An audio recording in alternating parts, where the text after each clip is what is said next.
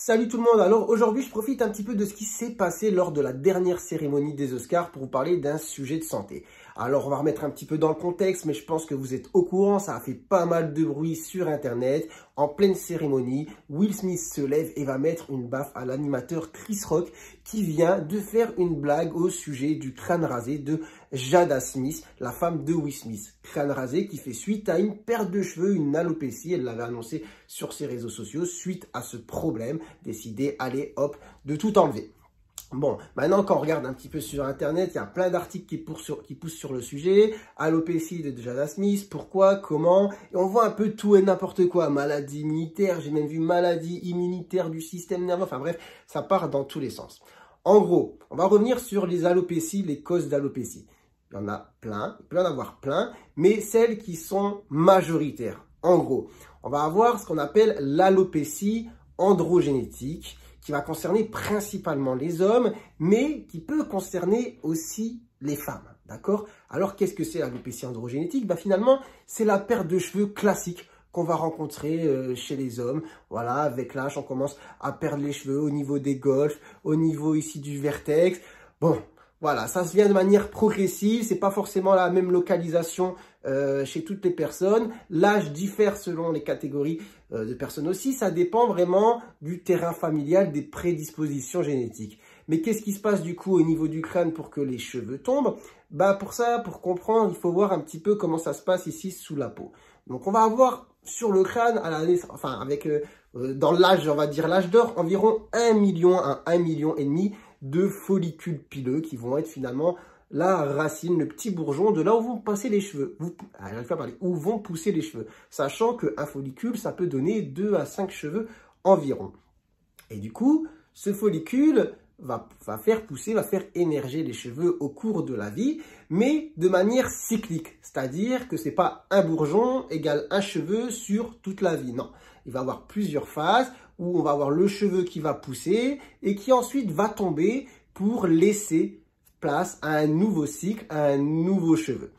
Et donc, parfois, ce qui peut se passer, c'est que justement, on va arriver à bout de course de ces cycles qui vont faire que le bourgeon ne va plus donner naissance à des cheveux. Et c'est ce qui va se passer dans l'alopécie androgénétique. Pourquoi? En général, c'est à cause d'une, même quasiment tout le temps en fait, c'est à cause d'une sensibilité exagérée à la dihydrotestostérone, qui est une hormone mâle. En fait, c'est un dérivé de la testostérone. Et donc, au niveau des follicules pileux, on a des récepteurs aux androgènes, donc à ces hormones mâles. Et en fait, quand on est trop sensible, justement, à ces hormones, ça va accélérer le cycle, d'accord? On va produire du cheveu, les faire tomber, produire du cheveu, les faire tomber, jusqu'à ce qu'on épuise le cycle de manière précoce. Et c'est ce qui se passe dans l'alopécie androgénétique. Donc ça ne veut pas dire, on entend souvent dire, ouais, c'est parce que tu as beaucoup de testostérone que tu perds tes cheveux. Pas du tout. C'est pas une histoire de testostérone exagérée dans le sens, c'est une histoire de sensibilité, de récepteurs qui ont une hypersensibilité justement à la dihydrotestostérone, ce qui va accélérer la pousse et la chute des cheveux jusqu'à épuiser complètement le follicule. D'accord? Et ce phénomène, qui se traduit principalement chez les hommes, peut arriver évidemment chez les femmes, parce que les femmes produisent aussi des hormones mâles, surtout via ce qu'on appelle les surrénales, qui sont des glandes qui se trouvent au-dessus des reins, et peuvent avoir ce phénomène d'hypersensibilité. Après, pourquoi? Ça, c'est voilà, prédisposition familiale, génétique. Et du coup, de ce fait, on peut avoir cette perte de cheveux qui va commencer à s'installer de manière progressive sur un cuir chevelu qui est sain, c'est-à-dire le cuir chevelu n'est pas malade, hein, d'accord? On n'a pas une infection au niveau du crâne, etc. Et on n'a pas non plus un problème forcément d'immunité. Et on va avoir la perte de cheveux qui va se faire de manière progressive.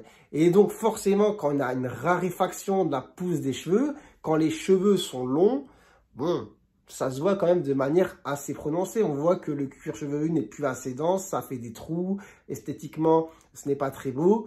Et ça peut être source de beaucoup de complexes. Et voilà, et pourquoi justement, dans le cas par exemple de Jada Smith, c'est préférable pas. Pour elle, après c'est elle qui juge, de raser pour que justement on n'ait plus la vision justement d'un cuir chevelu avec des trous un petit peu partout. D'accord? Donc l'alopécie androgénétique, c'est quand même la cause de perte de cheveux la plus fréquente qui touche hommes et femmes, principalement les hommes, et il y a une hypersensibilité aux hormones mâles. Après, on va avoir d'autres causes de perte de cheveux, comme par exemple la pelade. Mais la pelade, ça va être différent. Là, on va être sur justement un problème immunitaire, avec l'immunité, donc notre propre corps qui va se retourner contre le follicule pileux et entraîner une destruction de ce dernier ou un dysfonctionnement qui va faire qu'il ne va pas avoir de pousse de cheveux. Mais en général, là, ça va arriver de manière brutale, d'accord? C'est pas progressivement dans le temps. Et qui plus est, ça va être sur des plaques circonscrites, c'est-à-dire qu'on va avoir des trous. D'accord. Après, ça peut se diffuser, mais c'est différent justement de l'alopécie androgénétique. D'accord. Cliniquement, juste en regardant un petit peu et en faisant un petit peu l'histoire du problème, on arrive quand même à faire le distinguo entre alopécie androgénétique et pelade. Après, on peut avoir aussi un problème qui est très fréquent de perte de cheveux, mais qui pour le coup est transitoire. C'est-à-dire qu'on va perdre le cheveu, mais ils vont repousser. C'est ce qu'on appelle l'effluvium télogène. L'effluvium télogène, ça va être un moment où on va perdre beaucoup de cheveux d'un coup. Alors, suite à quoi? Parfois, suite à un gros stress, un choc émotionnel, psychologique, mais parfois un stress physique, une opération, juste après la grossesse, une grosse infection. Et ça va entraîner justement une phase de perte de cheveux, c'est-à-dire les follicules qui ont plusieurs phases, qu'on dit anagène, catagène, télogène, vont tous se retrouver au même moment en phase télogène, au moment où justement le cheveu tombe et baf, voilà, ça va être la chute comme en automne. Et sauf qu'après, ça va reprendre du service un petit peu plus tard et 2 à 3 mois après, on va avoir une repousse des cheveux. Donc cet effluvium télogène, on va le voir de manière transitoire, on va avoir une perte de cheveux assez diffuse au même moment et quelques mois après, ça va revenir. Ça, c'est vraiment, on est sur les grandes causes de perte de cheveux, d'accord? Après, évidemment, il y en a plein d'autres. Mais là, pour le coup de Jada Smith, en fait, bon, peut-être je me trompe, mais on est plus sur une alopécie androgénétique, c'est-à-dire une perte de cheveux qui s'installe progressivement dans le temps sur un cuir chevelu sain, qui n'est pas malade, sans faire de plaques, d'accord, de trous, c'est de manière assez diffuse, et qui persiste dans le temps, d'accord? Donc, on est, à mon avis, après, comme je dis, je peux me tromper, on n'est pas sur un problème d'immunité, d'accord? On est plus sur ce problème d'alopécie androgénétique qui fait suite à une hypersensibilité des récepteurs des follicules pileux aux hormones mâles et qui est un phénomène irréversible une fois qu'il s'installe, d'accord? Et forcément, c'est source de complexes, de mal-être, voilà, je trouve plus un peu mes mots, mais du coup, ça explique aussi le fait qu'à bout d'un moment, elle décide, voilà, je me rase complètement le crâne et je n'ai pas un crâne peu dense avec des cheveux un peu épars, des trous un petit peu à droite à gauche. Voilà, alopécie androgénétique, à différencier pour moi de la pelade, d'accord, qui a un problème vraiment immunitaire où là, on va avoir la perte de cheveux brutale, souvent en forme de plaque où vraiment, on n'a plus de cheveux. Et quand vous regardez un petit peu les photos Instagram de Jada Smith, elle a les cheveux rasés, certes, mais on voit bien qu'il y a du cheveu un petit peu partout. On n'a pas des grosses plaques comme ça où c'est le néant, d'accord? Et après, on a, comme je disais, l'effluvium télogène qui est une perte de cheveux, mais pour le coup qui est transitoire. Du coup, si c'était ça, bah, ce serait revenu avec les mois. Et après, il y a plein d'autres causes, d'accord, qui sont parfois plus rares, etc., qui méritent des examens. Mais je pense, à mon avis personnel, qu'on est sur justement une alopécie androgénétique.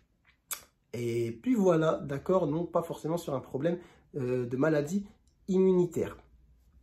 C'est tout pour moi pour aujourd'hui. Je voulais juste revenir sur ça parce que suite forcément à ce qui s'est passé hier, bon, bah, j'ai regardé un petit peu sur internet comme tout le monde les vidéos et je suis tombé directement sur les articles en rapport avec l'alopécie où j'ai vu des trucs qui m'ont paru un petit peu énormes, surtout qu'ils étaient affirmés de manière catégorique. Donc voilà, même moi là dans cette vidéo, je vous explique un peu le truc et je le prends avec les pincettes. C'est-à-dire je vous dis à mon sens, à mon avis, au vu de l'histoire justement du problème et visuellement de ce qu'elle a au niveau du cuir chevelu, je pense qu'on est sur ça. D'accord? Mais bon, les médias qui ne sont pas spécialisés dans le domaine et qui affirment de manière catégorique, oui, Jada Smith a perdu ses cheveux suite à un problème d'immunité, nanana. Bon, doucement, hein, tranquille, on y va tranquille.